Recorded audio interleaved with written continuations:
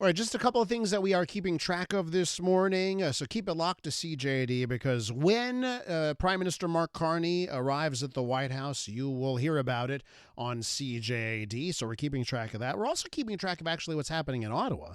The Conservative caucus is meeting for the first time since last Monday's election. And of course, Pierre Poilievre is going to have some explaining to do to the Conservative caucus. Of course, he lost the election in his riding. He's going to have to run in a by-election. So there are a lot of questions about leadership at the Conservative Party of Canada and Pierre Poilievre. We're waiting to see what exactly comes out of that caucus meeting this morning. Now, the Liberals may have won the election, but did you know this? Canadian students actually picked the Conservatives. Nearly 1 million students across 5,900 schools took part in a nationwide mock vote, and they handed Pierre Poilievre a minority government. It's all part of Student Vote Canada, program that gives young people a taste of the democratic process and gives us maybe a preview of the country's political future. Let's go to Dana Cotnareanu, a spokesperson for C.I.V.I.X. They conducted the mock election across the country. Dana, welcome to the program. Thank you. Thank you for having me. So first things first, why don't you tell me about C.I.V.I.X., the group you represent, and what they try and do in the Canadian landscape? Right. So C.I.V.I.X., we're a nonprofit organization. We're nonpartisan, of course. And we really try to encourage teachers, to support teachers, to engage their students in our democracy, to prepare them to be, good citizens, well-informed citizens, and especially citizens that vote once they turn 18. Mm-hmm. So that's where this program, the Student Vote, comes in. It is a mock election. It gives students under the age of 18 a chance to vote for the real candidates in the ridings of their school. And it gives them an opportunity to practice and to learn about the system, learn about the parties.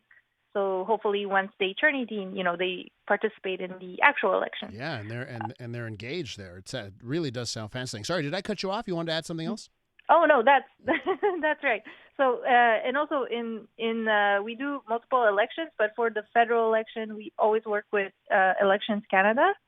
So that allows us to really serve all the schools across the country, and everything is free of charge. So we really try to make it as accessible as possible so that as many students can participate. Well, yeah, you lead me to my next question, right? Because I understand how Elections Canada gets the election pulled off every 4 years, lots and lots of money. But I wonder how you get it done, right? To do this, almost 900,000 students voted, 5,900 schools. Logistically, it seems like a tremendous undertaking. So how do you pull that side of things off? Yeah, we have a small team, to be honest, and we do a lot of hours. Let's say we've been working long days in the last at least the last month.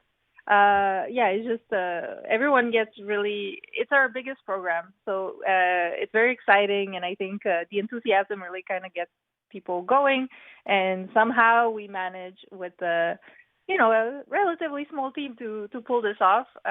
We have a warehouse. We have, people working on learning resources as well as people sending out boxes to all the schools. So we do what we can, and luckily every time, it works.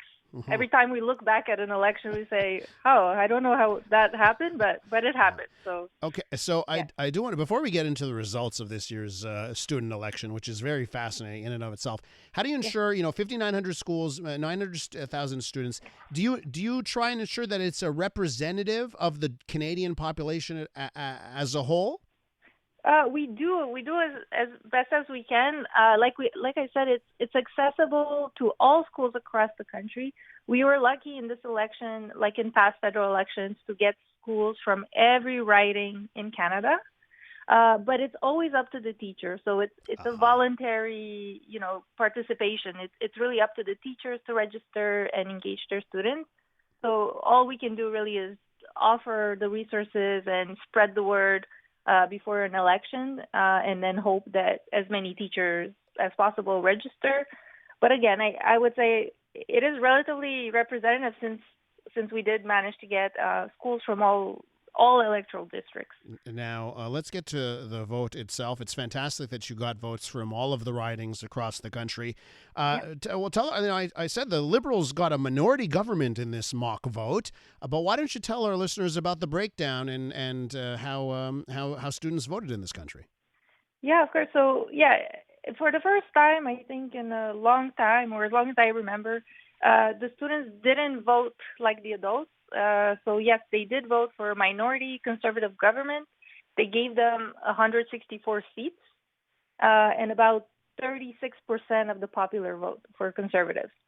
Liberals were not too far behind with 146 seats and about 32% of the popular vote.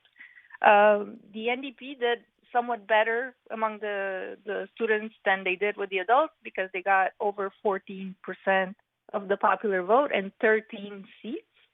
So that's something, I guess. Yeah. And one thing to note also is that the students gave Pierre Poilievre his seat. So Pierre Poilievre won his seat in Carleton during the student vote, unlike in real life. Yeah. Mark Carney won his seat. Yves-François Blanchette won his seat. However, Jack Meeting and Jonathan Pedneau lost their seats. Interesting. Now, one thing that struck me is that, so you said, as long as you can remember, the students generally vote like the population does on Election Day.